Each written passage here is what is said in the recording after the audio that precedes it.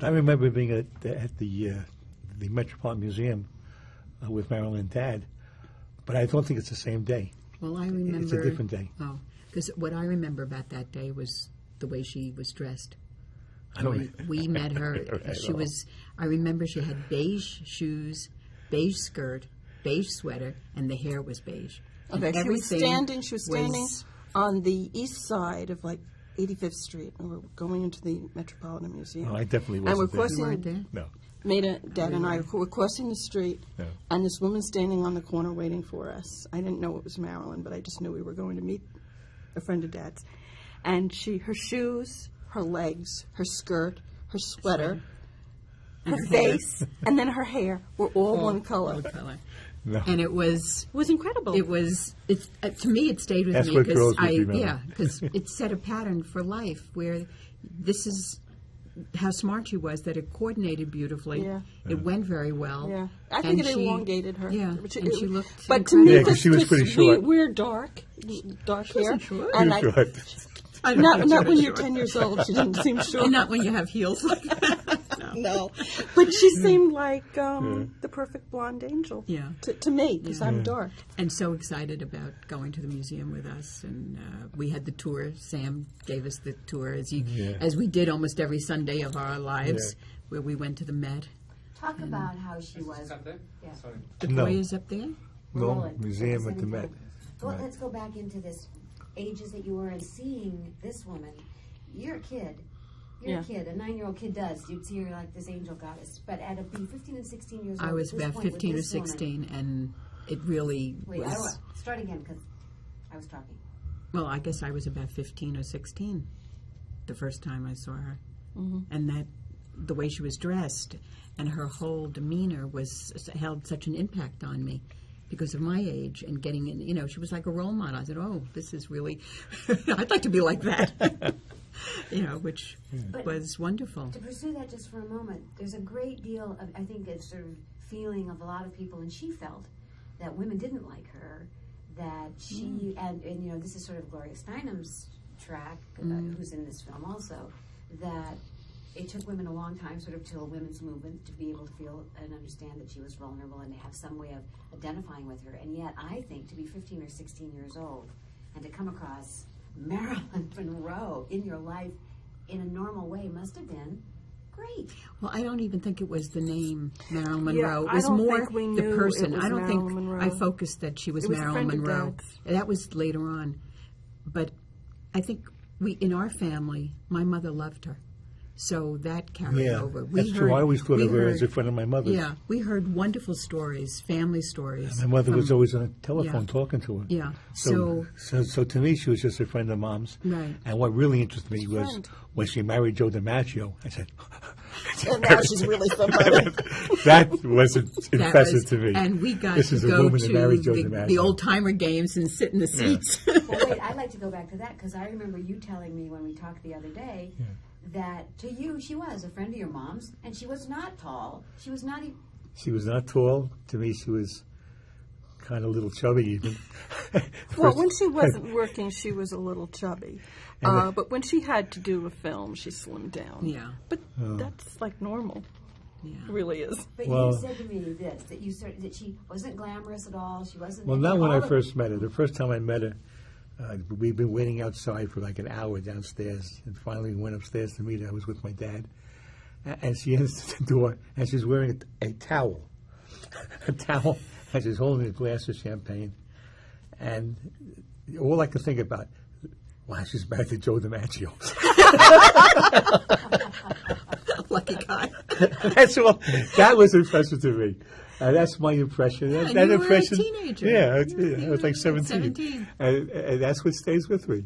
And, but you also talked about the fact that she could transform into Marilyn. That here was this sort of short, woman who was kind of unremarkable. And then suddenly she would be tall, beautiful, blonde guy. Yes, there's something that happened with the camera. She had that talent. She did. Yeah. Camera or not.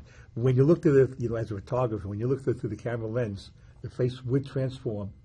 Everything would happen. She just looked great. And she knew what she was doing. And, even when she put her makeup on. She got taller.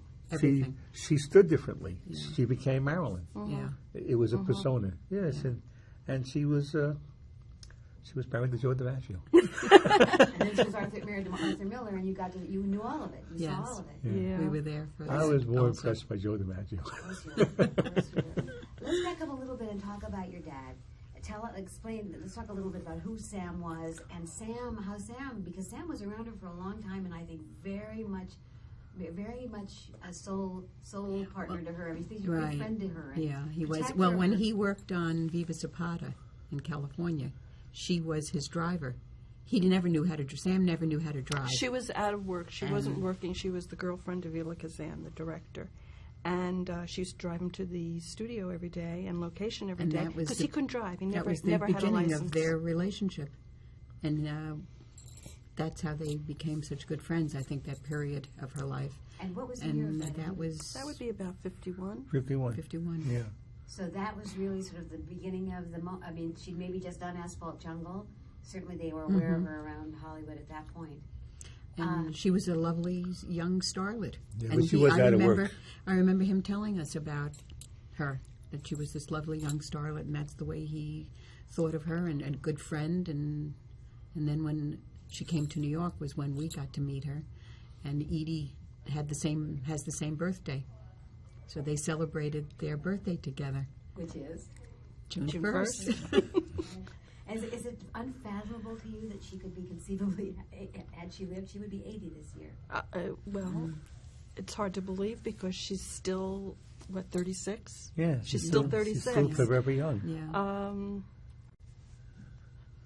I can't even imagine her at 80. I think it is unimaginable. And it's sad in a way that she would have thought that women didn't appreciate her, because wherever we go, and anybody that sees Sam's photos, they just immediately are drawn to the photos, women as much as men. Oh, I think so very much. And they Yeah. they Yeah. quickly Actually, identify I with don't her. know a woman Because the who body didn't image, love her. The body, I yeah. think it might you don't be have her to be perfect. You perception. don't have to have great, great legs The and ones, slender the and beach tall. photos. You look like a normal person, and you still are incredibly glamorous, and you're still Marilyn Monroe after all these years. Yeah, I think women really like that. yeah. And there was a soft quality to her as well as a tough quality. I think no. And very smart, And very funny. funny, Very smart. funny. Yeah. She She had an incredible sense of humor. one of the stories that Sam told us was when he was waiting for her and she was inside putting makeup on. They were going to a premiere of a movie or something was going on, and there were a lot of photographers and people waiting outside, and everybody was waiting for her. And Sam went in, knocked on the door, and she said, "Come in." And there was a dark room, and she was sitting at the makeup table, and With a he looked at 40-watt with the bulb. and he looked at her and he said, "Oh my God, you have so much makeup on." And she said, "It's not for the photographers. It's for all those people that are standing there waiting to see me, my fans." And I thought that was just She said wonderful. She said that, and I listened to the transcripts, I listened to the tapes of her voice from the last interview with Life magazine, and she says that. Yeah. I mean, I think she was very, very conscious of her public, the people who that Yes, she very, she very. she owed something to the fan base Yeah. and to the fact Yeah. that the audience was there and the audience would come, and she saw that. Yeah. I think totally as an aspect of her life and the responsibility. And she of it. knew that that was her responsibility. And then after that was over, And she it was also somebody her else. responsibility to be glamorous because she created Marilyn and she had to keep that. Yeah. Yeah, that was a Going. total creation. Because when she wanted to, she could just walk down the street. You wouldn't even know who she was. Right, absolutely. Let's talk about Sam. Getting back to Sam, what kind of photographer was he at that point of sort of meeting her?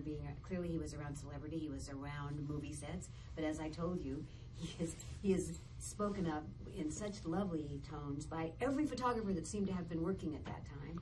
So my sense of him is that he was around, he was known, he was a great generous spirit that people responded to totally. And his pictures with her, one of the things I'm kind of loving about all this is the many moods of Marilyn with the many, many people, the magic we talked about. Right. This. He has a very, very special, you feel it through all the things with him, a very, he's got this very playful, very fresh, very... Well, let me tell you, I don't think that Sam actually considered himself a photographer. He thought of himself as an artist, more as a painter. He was a fine art And painter. then, fine art. photography to him was just a way to make a living. And so he never felt in competition with other photographers. He was always very generous. If he didn't want to do a job, he would give it to somebody else. Because his real love was painting. Painting. And when he wasn't working in photography, he was painting. Well, he was a hell of a photographer, too. I mean, the other side of the coin. Well, I think Well, he had if a you good talk eye. about photography, I think he always considered himself a photojournalist. Yeah, not a photographer, Yeah. not strictly. He didn't know all that didn't much set about up. photography. It was only at the last years of his life that he was sorry he didn't do more fashion. Interesting. Yeah. Yeah. Oh, and he liked doing weddings and bar mitzvahs.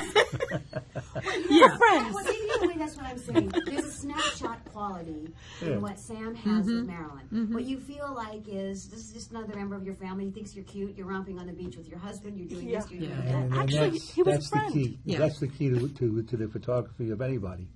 As far as my dad wanted, it's just another person, and you relate to that person. They're not stars. They're not scientists. They're not Right. politicians. They're not powerful this or powerful that. Just somebody else, and you just relate and get your picture. If you can, you befriend. And he with them. had a way of making you feel very relaxed when you were with him. I think you forgot the camera was Yeah. there, and it was just the person that was there. And you can see that in the other photos, not just of Marilyn, but of all the other people that he shot, that there was a connection between the camera and whoever. Yeah. We were once in Portugal, walking down a little street, tiny little street, and he was shooting doorways and windows. And there was a man looking out the window, didn't speak English, and it was his narrowest street. He called him in, brought him into his home, and We were they with them. communicated. He Even took us though they into didn't his speak. home, and he took us into his backyard, and he showed us an altar of little ceramic pieces that he had been building for 20 years. The little And tiles. Dad was a stranger, but he saw the camera, and I think he wanted him to shoot his little altar. And didn't know he was a famous photographer, didn't know anything. He just was able Well, to connect with communication is people. really it. I mean, and Yeah, you do feel yeah, it. You feel yeah. great communication between him and her Yeah. all the way through these photographs. I think Dad just had something that people felt trust in him, and that they knew they weren't going to be exposed by him, but protected. Also, I remember a story that he shot some photos of her, but if she didn't like them, he wouldn't use them. I mean, she had total control over, and once she changed the head.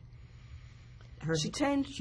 Yeah, she liked the body of one photo and the head of another photo, and she asked him. It's the only time he ever did it. He did it for her because he didn't believe in filtering out creases or blemishes. He changed the head on one of his He did it for And her. another time on one of the photos, I remember this was funny. On the side, there was a little skin showing. That was Mom, though. And my mother said, "Got to take that out. Yes, I got to touch that up." The bones are fat. Their little baby fat is. So she was. My mother was protective of her because if you see, yeah, but I know Sam the wanted photo. it in. He wanted it in because he thought that was It's truth. It's truth. Well, one of the beautiful things that Leon Constantiner actually said about her was that one of the, and you sort of say it too, that she had this sort of baby fat that was very, I thought there was something sweet in that. Yeah, I think that so is- chubby. Yeah. Chubby, cute. yeah, very A good. warm quality. Yeah, No question of that. which so many people are trying to get away from. She used it, which is nice, and that's a point that would help maybe a lot of young girls today. I think that's right. Yeah. I think you're totally right. Yeah. Let's talk about some of the there are some very major moments here, not the least of which is the 7-year itch and the whole 7-year itch setup and the concept. And let's talk of which Sam's is the most renowned of those photographs, but that was just almost maybe the first real photo op, would you say? Of setting up something that became a... I think it was creating the excitement. It was called The Shot Seen Round the World Shot Seen Round by the World. Irving Yeah. Hoffman. Yeah, I Because think it I was think Earl it's- Wilson. is it Earl Wilson? You In sure? the Post. Yeah. And it was the most major. The whole world knows that photo, and I think that's what his strong point was. Well, that to was his job. Create to find a publicity. logo, to find His something job that was it's the symbol, that And carries on. originally, that shot came from. He did a story for another magazine years before about the sailors coming into the city her Friday magazine. for Friday, and he shot the girls at the steeplechase in Coney Island. Coney Island with the skirt wind blowing up. Their skirts were blowing up, and that sold out that weekend. Yeah, like the a magazine 3-day sellout. And he always said, we have that copy, and he always said he was going to use that someday for something, and then he did with the 7-Year Itch that came back to him. Well, the thing also that's just extraordinary about it is that everything about it's extraordinary. First of all, her mood is great. I mean, I also think another thing, the playfulness of her, the willingness of her, the openness of her, I think is so obvious. And we have a little bit of footage of it, too, that we found just of the setup of it, not the movie, but you just looking at, for example, Zimbel's stuff, looking at Irwit's stuff, these guys, there she is, and she's clearly enjoying it. In the meantime, Joe DiMaggio's blowing his top, and this is the end of her marriage, which she kind of knows, but she doesn't run after him, she stays there. Yeah. Wow. She stays It's there. her job. Yeah. Yeah. She's doing her job. Joe did his job. I mean, the picture really, if you look at it today, is very tame. But that was 1954, and when they put the marquee up, it was like a 20-foot marquee of her with Yeah. the skirt. At The Lowe's State. American Lowe's. Legion of Decency made them Made them take it down. And it's so tame, but think of what year it was. Yeah. No, it is. It's extraordinary. It's extraordinary. And it's also just extraordinary that, as I say, that she was filled with goodwill about it, I think. I feel that she just enjoyed it enormously and had the right attitude toward it, which I think of that about her. I mean, I think about her with all of the associations that everybody is very happy to sort of foist upon her. But she herself had an enormous comfort level, at least with that part of her life. There are other parts of her life I think she did not. But I think putting her in front of particularly a still camera, and regardless of clothes or no clothes, She knew what she was doing. Oh, she had a lot of confidence. Yes. Oh, Dad tells a story about they A lot were of doing confidence. the bubble bath scene, and she was going to do it nude. And, they make you put on, like, bikini or something. And she said, this is ridiculous. Who takes a bath and then with bathing suit on? So she wanted to do it real. No, she had a lot of confidence. Yeah. She didn't care. I don't think those things didn't bother her. and those things Yeah. that also happened on the Misfits. She dropped the sheet, and John Huston said, "We don't need to do that." I mean, I think that she was always kind of very willing to just shed the clothes. Well, I think she was Yeah. free. She was she Yeah. was free. She didn't have the hang-ups that Yeah. Well, some she knew people she have. looked good besides. Yeah, and it's obvious that she looked in the mirror and said, "Wow, this is good." Let's talk. Do you know? I'm sure you do know the story. I'm not telling you the story, but I'd like you to tell us the story of the Misfits. That it was Sam who really suggested to Arthur, and the sort of story that surrounds the making. Yeah. It Yes. was during the time period where she had a miscarriage, and they were in the hospital with her. Yeah, Arthur writes about that in his book, Yeah. in his autobiography. That was a sad he actually period. writes that Sam recommended that he adapt the thing for Marilyn to play the role. To cheer her up and get her focused Get into her back life. on track. And And really, it's a really nice movie. It's a I just very- saw the movie recently, and it's just wonderful. It's a I think collaboration. she did a great job. It shows what a great job they could do together. I completely agree, and I Yeah. think that I also think it was genius of Sam to have made that statement to Arthur, and for Arthur to actually have gone and done it because it fits her. Well, Sam thought she was a good actress, and Yeah, he had actually absolutely. recommended her to play On the part that Eva Marie Eva Marie Saint got Saint, on on the waterfront. waterfront. Actually, On the Waterfront was my father's project, and he was developing it for Marlon Brando and Marilyn Monroe. Oh my God! Could you imagine if she had had that part? Now, Yeah. the whole careers would have changed. Yeah. But the director, Yeah. who was her boyfriend, Yeah. didn't think that she could play the role. I think that ended that romance. I think she got a lot of that, didn't she? I mean, I want to talk about Arthur Yes. now because the other thing. Arthur didn't think she could do it either.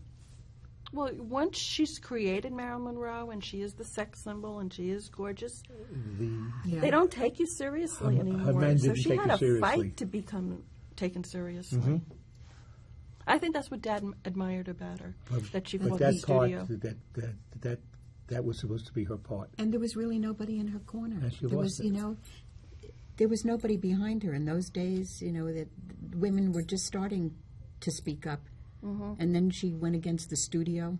I mean, she really was a trailblazer in many ways. Oh, I think so. And I think And Sam saw that in her. He saw that, she had that. Oh, he and loved her strength. Yeah. Oh, he Yeah. thought she was talented. well, I also love that you say it that way.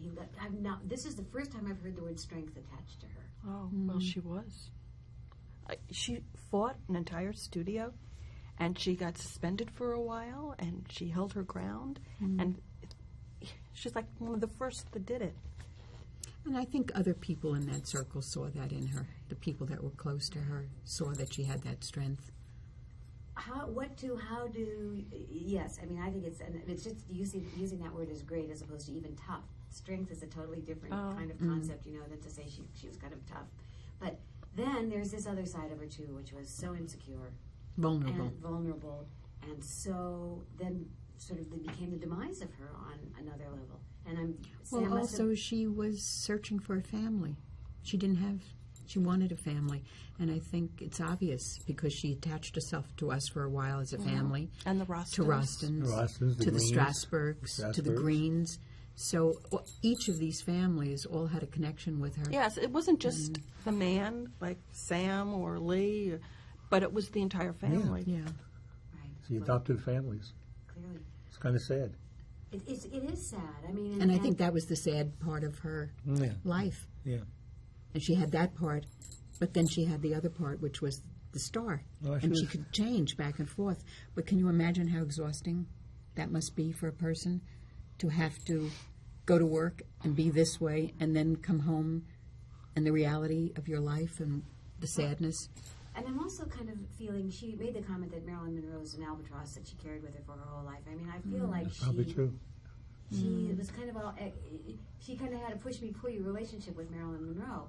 Because while you say that, she wanted to be the glamour, she was this, and this took an enormous amount of strength and an enormous amount of stamina, she also, speaking of the Misfits again, and speaking of Eve Arnold's photographs with her, at the end of the Misfits, after playing a part that was not glamorous, it really took her out of the Marilyn Monroe image of the Marilyn Monroe persona, which she immediately went back to as Something's Gotta Give, even though it didn't happen. The film didn't get completed. She wanted at the end of that film to do a real sort of cheesecake shoot with Eve. She did. Yeah, they came back at the end of Misfits and went and did a little studio shoot, which was, champagne and makeup and no clothes and bikinis, and it was almost to sort of say, but don't forget. Yeah, it was almost like the cheesecake might have been easier for her, whereas to be the serious actress was a struggle for her. Also, she had to work. She had to make a living. And that was her job. So I think there might be another side of why she had to do it was for money. I think she had to support herself. She was clearly also not taken care of by her husbands, and I mean one of the things that I don't know about that. I just think it just seems that way. But one of the things that one also reads about her is money was really not an object to her. That was never a reason to do anything. She didn't have tons of money. That was never the motivation in any of it. And I want to talk about her and Arthur because you experienced these two men, both, I mean, just especially being blown away by the DiMaggio aspect of it. And DiMaggio turns out to come around in the end to being a dear. And I mean, when you understand who he was in the context of 1955 and being upset at this whole thing. He's the biggest star in the world. Yeah, and he was Catholic, and she was pagan. It's a hard combination.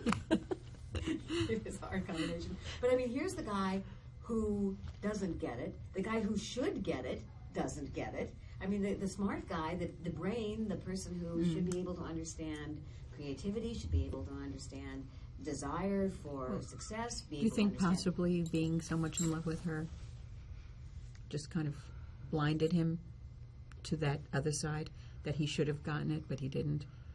I think possibly he loved her so much. She was complex. I don't think it would be hard for a lot of men not to admire her, but to actually live with her. It would be hard. Well, Sam has some of the tenderest and sweetest and most adorable and most loving photographs of her with Arthur. I think he's got the only ones. I don't think any... Well, I was just going to say when you said that, because I always remember the joy of Marilyn, and that's the way he saw her.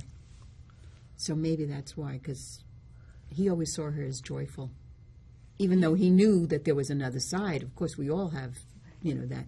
But he saw her as joyful. But he and took fun. pictures of her when she was happy. Like, he could have taken pictures when she had a miscarriage. He didn't. He did the happy moments. Yeah. Well, it looks, yes, I was going to say that he elicits an enormous joy. The photographs, when you said free too, that's exactly how you feel about these. She's okay with him around. And I remember Avedon in something. Well, you want to talk about those too? Because Sam photographed Avedon photographing her. But before we talk about that, one of the things that Avedon said, which I think you're saying, is that Avedon, I read, said that when he does a photograph of somebody, it's not him who's in the picture. What he's trying to do is pull them out, which he did very beautifully with her in that one moment. And that's what I think. Sam saw her as joyful, and she was joyful. And she was joyful. And I remember she had a wonderful laugh. It was like when she started to laugh, you could almost still hear, if you go back to some of the movies, her voice and her laugh was wonderful. So I think it was infectious. I think it rubbed off on you. And even in the movie The 7-Year Itch, it was so delightful. It was the most delightful thing, and her attitude and everything. And I think that's the way he chose to see her. Tell about Sam shooting those photographs of Avedon working with her. It's just kind of great that he's got them. Well, that was kind of a favor to Marilyn. Marilyn wanted to be in Vogue magazine. She wanted to be a model. And Sam knew Richard and talked him into using her. And I don't think it was too hard to do, but certainly not the type of girl who would be a model for Richard Avedon. If you look at all his models, she's just not the type. And not the look for Vogue or not the Harper's look. Bazaar, which is what she wanted. Yeah. Don't we all? But he did it. he did it. And it's, it absolutely made him very happy. Well, interestingly enough, going to Bert Stern for a moment, that was a Vogue shoot. And it's the only, as you know, the impetus for the big sitting was Vogue, and styled by Vogue, which is, I think, that she finally got the She Vogue, got what she wanted. Vogue sitting. And also speaking about Bert Stern for a minute, and the Xing out of photographs that he has printed. Your father did exactly the opposite. Eve Arnold did exactly the opposite. They were X'd out, they stayed X'd out. It was never to then go back and print. Well, it's a little bit different because with my dad's pictures, I don't even remember her Xing out anything. There's one time she liked one particular head and she wanted to put on the other picture. He did that. But you also said he just wouldn't print things, or he wouldn't even do things that she wouldn't have liked. Well, she had. If you look He at the was there to contact make her sheets, feel the good, The to look contact good. sheets are all good. It was a There's nothing that communication we that they X'd out. had. Yeah. It doesn't necessarily mean that she went over and said, "I don't want this." The we average- can show you I contact think she sheets. trusted him Yeah. to do The she Avedon knew. shots are a different type of thing. These are nudes, they're semi-nudes, and she wanted some control over them. She wasn't really looking really great in those pictures. Her body just would. It didn't look that great. So it's kind of proper that she wants to protect her image. Sure. And when she was alive, I think Bert respected that. Yeah. It's afterwards. I don't know if too many other people would have done it, but he has the right to do it. There is pictures. Yeah, I think there's an interesting little, there's a little, I don't know. I wouldn't have done it. I don't think a lot of people wouldn't have. But he has a right to. He took them. He took them. I feel protective of her. I don't want to show a picture that she doesn't look good in. I feel protective of her too. No, it's very true. Dana and I, we go through these pictures and look at them, and we don't want to put anything in that we don't think is nice. Everybody. And we feel very, and on every level. This is maybe not very fair to say, but I'm having some very big conflicts about the George Barris photographs. Because I know that they were even after the Bert Stern photographs, but she looks kind of dreadful all the way through them. Sad. There's a sadness. Sad and forced, which she never looks here. By that point, you have a feeling that you're trespassing. Here you do not, and I think there's a great difference. No matter how willing she was, I feel like I'm mentally trespassing on her. Well, there's enough of a choice there with George's pictures. There's some really good ones there. There are some very nice ones, but the whole, even the whole tone of her. there's such a spontaneity in so much of what Sam has with her. There is such a sort of, again, diluted, or she hasn't yet been totally disappointed and sort of let down by life and by a lot of that has to do with the time that he was in her life. Well, there was disappointment. She lost Joe and she gained Arthur. And she had the miscarriages.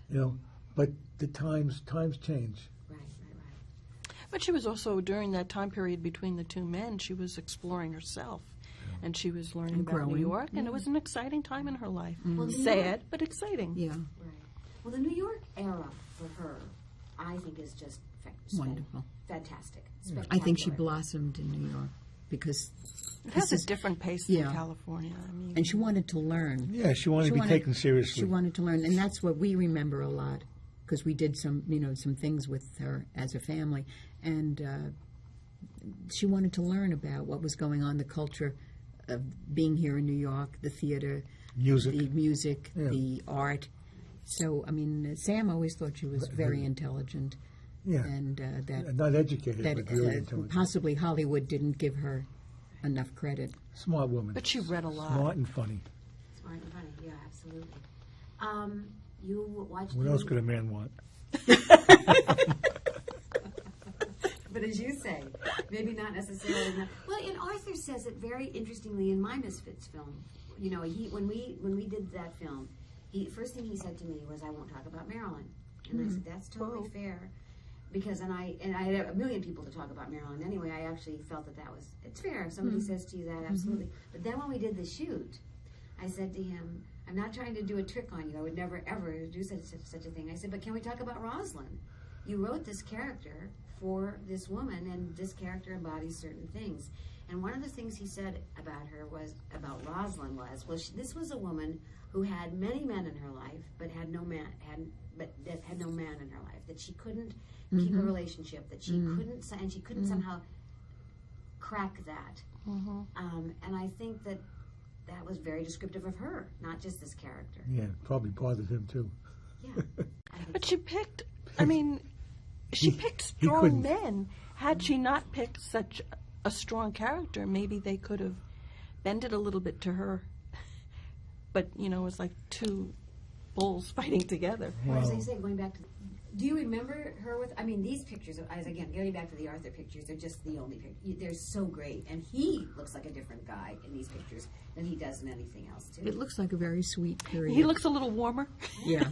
Yes. Yeah, he looks warm. He looks actually like he might be having a little fun. Fun. Yeah. Like she broke through that barrier. She was really good to him. She backed him up with the House Un-American Committee. She showed up in front of Congress with him. Oh, I think she was very proud. She took a lot of heat off him. Yeah. And if you look at the picture that I don't think he was really good to her at all. But the picture that Dad took of her and him at the Brooklyn Bridge, and if you look at the way she's looking into his eyes, that's if when that they were in isn't love. That was love, yeah. And that's a very popular But it photo. obviously didn't last. 6 years later, he's gone. Well, 6 years sometimes is a long that's time. Life. That's life. 6 years later, he meets another woman and goes. He does or she does. Wasn't Montan? Well, there was Montan playing a little. Well, but that's even before. I'm talking about on the Misfits. Right. He met another woman and left her. Well, is that? Wasn't it by then also in pretty bad shape by the time they got to as we learned it when I did that film. By the time they got to the Misfits set, they had already been going through the Montan stuff just prior to that. They were pretty estranged, and they separated sort of on that movie, and he moved to another room in the hotel. But the Montan stuff could have changed the name Montan a few other times. That just wasn't that important to her. Let's talk about how sexy she was. Because you also have this very, just in that sense, too, the great sex goddess. But then at the other time, here was this sort of Norma Jean person. Well, Larry didn't think she was when he first met her. No. I didn't think of her as sexy knowing her. I only think of sexy when I see a photo, a movie she's been in. Knowing her, she was sweet. I mean, in jeans and in a sweater and a scarf around her head. That wasn't sexy, and that's the way I knew her. But when you see her up on the screen, she was sexy. When she becomes Marilyn Monroe, Marilyn. she's sexy. Yeah. When she's not Marilyn Monroe, she's the to girl me, next door. decidedly not very sexy. You were the Never littlest was. in all of this. Yeah. And So I wasn't thinking sexy. No. I was thinking angel. And how was she to you? I mean, she. Oh, the sweetest. She took me to the circus, and we were sitting right up front, and she wasn't dressed like Marilyn. She was dressed very plain, and she didn't want to be noticed. And the riggers, the men that do the ropes for the acrobats, one of them came over and said they had a bet going. She was Marilyn Monroe. Others said she wasn't Marilyn Monroe. Would you please tell them? And she said, "Thank you so much. You're comparing me to someone so beautiful. I'm not, but I thank you." And she was really cute. And when she talked to me, because we had no bodyguards, she said, "Call me, hey you. Don't call me Marilyn. Hey you, hey there, or hey Stack." So I mean, this was a funny thing to say. And as a kid, I really thought it was funny. Absolutely, darling. Yeah. That's just wonderful. One of the things that you also, when you say no bodyguards, no people around, that's the other thing. Until now, Think of today. Mm. And also, well, by the time of the Burt Stern sitting, she had people around. Then Pat Newcomb was around, and she had whatever. Mm-hmm. But Ed Fismeyer, do you know him? Who was Cecil Beaton's assistant? Did you? Anyway, No. He's lovely, also a lovely guy. He's just great about her. He said she came in alone, carrying 2 dresses over her shoulder. And threw off her shoes. He said, she was there. She had no makeup people, Just a no hair regular- people. She did it all person. herself. Yeah. Yeah. But then you hear these stories about how she kept people waiting and, this whole star thing. Yeah, well, she But, kept me waiting and Sam waiting. She kept us waiting. But that was only to make up, though. Yeah, that was to get ready for... To get ready. To get the Marilyn ready for the public. Right. How? I mean, you guys were attached. He was involved in her life all the way to the end. Yeah. My father he was a little absent-minded, and he kept introducing me to Marilyn over the course of years. I kept getting Just for 10 introduced years. as my assistant son. And she would always say, "Hey, kid, don't I know you?" So she was funny that way. But I didn't like the nickname that she gave me. I didn't like being called kid. Oh, yeah. Well, the other thing that Stern's assistant was saying yesterday too was, he said he was this kid. He was a kid then. Yeah. He was 22 years old when they did that shoot. He said, I was at the bottom of the totem pole of by then the entourage of Vogue people and Stern and the stylists from Vogue and her people. He said, and she was great to him. And I mean, I think that, and he even compared it to a thing that they'd done with Elizabeth Taylor. He said, well, Elizabeth Taylor wouldn't give him the time of day. And here Marilyn Monroe walks in. But she loved her photographers. She knew who to be good to. I mean, she was smart. She was smart. And she photographed great. She was professional. She really was. Well, she really did seize that moment. She really, I think it was only 10 years that she had. exactly. And has created something that still is so resonant. People don't look like that then. She's They don't pretty look like that timeless. now. And She's yet- timeless, and she is forever. And wherever you go in the world, it's the same reaction. We get it wherever we are, from people, from fans, little kids. Yes, she's definitely cross-generational. Yeah. I think I told you this, but I'll tell you again. When we did this James Dean film last year, I was surprised at how really much he's not really known anymore. He is known, but he's not. We did we did this sort of Times Square thing where what we wanted to do sort of the same thing that I was hoping to do in Florida with the Leon, which was to sort of get reactions to him. Some people kind of looked up and we sort of said, do you know who that is? And, is that James Dean? I mean, He did 3 films, didn't he? He did 3 films, but he's another one of the ones that's up there. But here's another thing that's been very interesting that I've learned in this, is that people don't really know her at all much anymore for the movie. Certainly not sort of the kids coming up, but they know her. It's quite For the different than photography, for the still shots that are out there on everything. We recently were at an exhibition, and some young kids, maybe 8 or 9 years old, came over with a photograph and asked us to autograph, which I thought was a little strange. But it just shows that there's another generation coming up that are fans of hers and wanted our autographs on the photo taken by our Well, father. from what you're saying, when we were in Milan, this woman, she must have been in her 80s, came over to me and asked me if I had met Marilyn. I said yes, and she wanted. I said yes.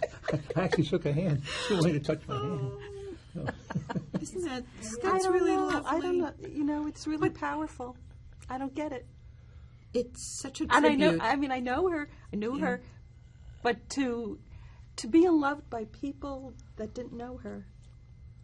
Generations afterward. Yeah, the Yeah. fans are really something. It's Yeah. such They a really tribute love to her. her. So many It women really, like her. it really says a lot about the way that she was and what these photographers, the group of Marilyn photographers, have done, all of them. Because they all Yeah, captured, yeah, yeah. they've all captured something a little different. And then when you put the package together, I think you get with all these fans. You know, there's a magic thing about Marilyn. You can't take a bad picture of her. That's one of the reasons they're all good. Yeah. They are good. And They're all clearly, good. and this is the thing about the Constantina thing. When you walk into that museum, and as I say, I'm sorry I didn't see it here, but she belongs there. Isn't that something wonderful that you walk into a museum and here are all these photographs of Marilyn Monroe, and there's nothing at all sort of publicity movie starish about them, and he's got some of those. She belongs there. They are works of art now, all of this. These wonderful people over that period of time doing such great work, and she was all of their subject. There's something just really... Yeah. So we're all very lucky. Yeah. It's a mythos. We're lucky. We have what we have. An I icon think of and a myself as mythos. lucky. Yeah. Like a religion almost. Well, you said logo earlier, and I thought, isn't that funny about the 7-year itch, that Yeah. sort of logo concept? And she has transcended. She is a logo. She's a Yeah. logo for herself. Even she has transcended reality on so many levels. There's that also sort of surreal plane on which she exists, which is it's unfathomable that she was real. And you know, from our point of view, it's really interesting. Also, I feel as you do. I mean, I like knowing her, and I wish she knew this. And you do so much research you've done. Must be so great. It is. I mean, but you wish she knew. You wish that she didn't. You wish she didn't die sad and alone, because you just wish that she could have really known that it wasn't tawdry and cheap and people wanting to get her, but that she's beloved. Maybe she knows.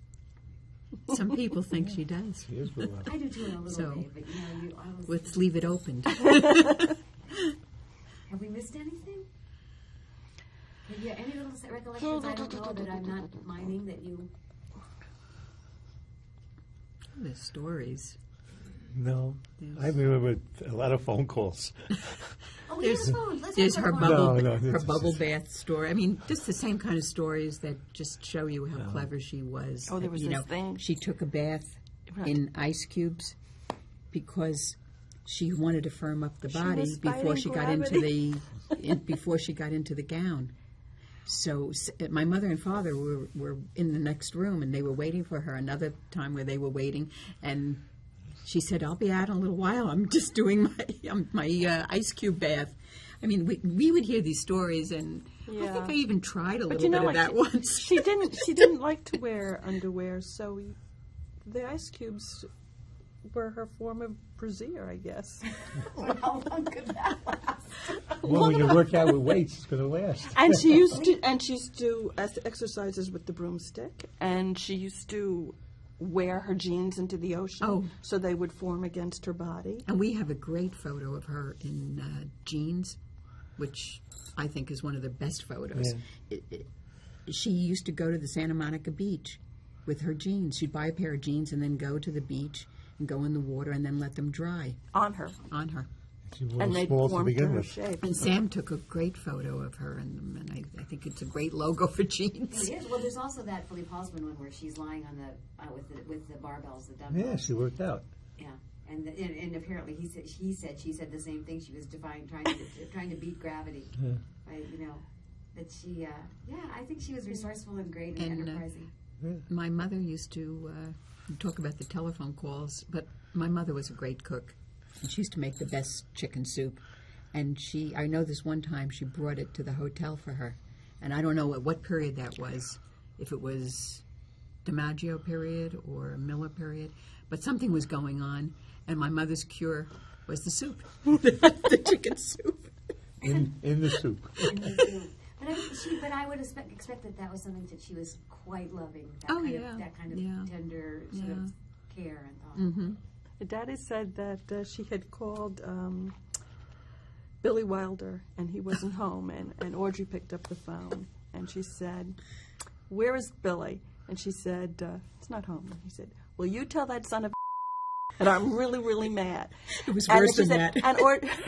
And Audrey, you have a nice day. It was worse. I mean, that was hysterical. Something had happened on the set, so she was mad at him. So she was calling to yell at him, and she let Audrey have it. And then very nicely at the end, she says, "Oh, and Audrey, have a really nice day." And I remember Billy saying back in, I think it was in 1990, 92, he said that, yeah, she has a lot of problems, but she was really worth it. She was worth it. He'd do another movie with her. Yeah. Yeah. At the end, it was worth it. Well, it clearly was. Because Just what you got up on the screen was worth whatever she put you through. And in these incredible photographs, this incredible legacy. The photographs on the telephone are quite cute, and I know that she just was a beast on the phone. Yeah. Oh, it's a good Well, thing that was there her were no lifeline. cells. If there was a cell Could you phone imagine then, today? imagine her bill.